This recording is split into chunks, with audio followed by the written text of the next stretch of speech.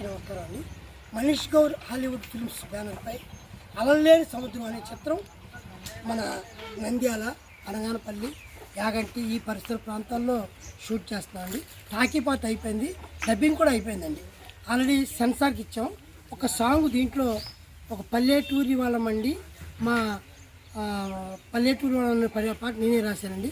మేము పల్లెటూరి వాళ్ళమండి, మా మనసులు మంచివి లెండి అనే ఒక సాంగ్ రాసామండి.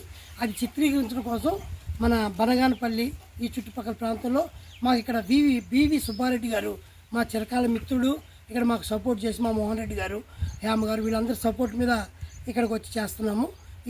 ఈరోజు సాయంత్రంతో సాంగ్ అయిపోతుందండి. దీంట్లో వసంత్ హీరోగా, హీరోయిన్లు ఇద్దరు.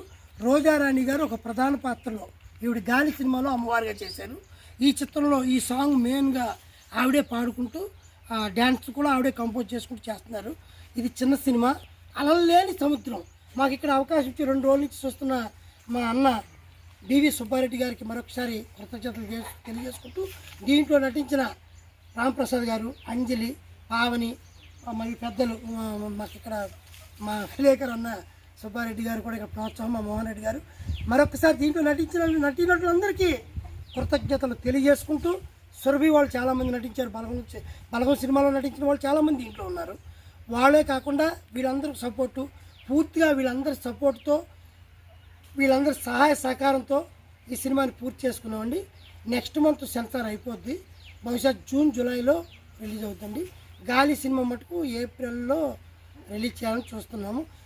ఏది చేయాలన్నా ప్రేక్షకుల ఆదరాభిమానాలు ఉన్న వాళ్ళ మట్టుకే ముందుకెళ్తారు తప్ప నేనింత అంత అనుకున్న వాళ్ళు ఎవరు ముందుకెళ్ళరు. కాబట్టి ఎస్పి రంగారావు, ఎన్టీ రామారావు, చిరంజీవి ఇలాంటి ఎంతోమందిని స్టార్లు చేసిన ప్రేక్షక దేవుళ్ళకి మా చిన్న సినిమాని కూడా ఆదరించమని పేరున పాదాభివందనం చేసుకుంటూ, మరొక్కసారి రాయలసీమలోనే చిత్రం తీస్తున్న ఈ చిత్రానికి అందరూ ఆంధ్రప్రదేశ్, తెలంగాణ అందరూ కూడా మాకు సపోర్ట్ చేసి ప్రేక్షక దేవుళ్ళు తెలుగు వారందరూ ఒకటై మా చిన్న సినిమాని ఆదరించాలని పాదాభివందనం చేసుకుంటూ సెలవు తీసుకుంటాం.